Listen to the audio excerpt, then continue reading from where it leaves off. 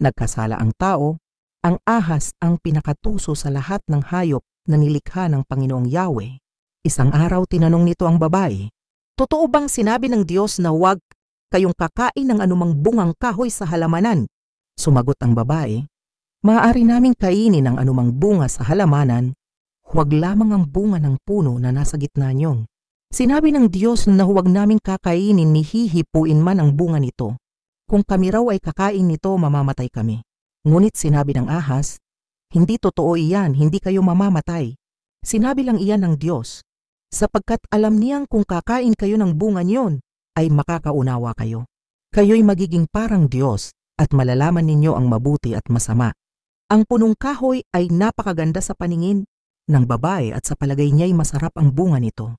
Naisip din niya na kahanga-hanga ang maging marunong, kaya't pumitas siya ng bunga at kumain nito. Binigyan niya ang kanyang asawa at kumain din ito. Nagkaroon nga sila ng pagkaunawa matapos kumain.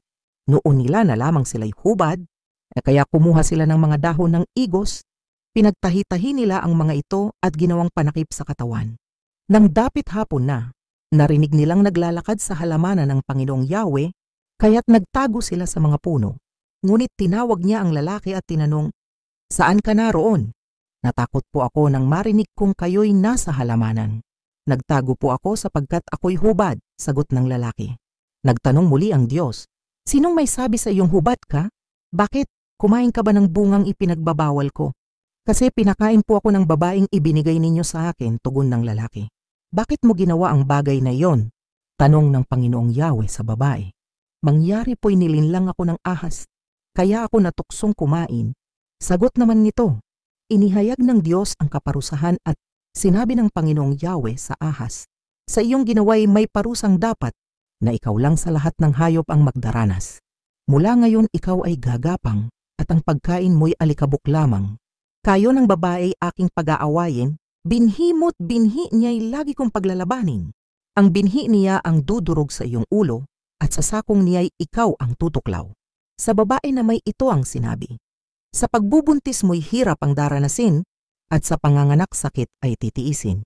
Ang asawang lalaki iyong nanasain, pasasakop ka sa kanya't siya mong susundin."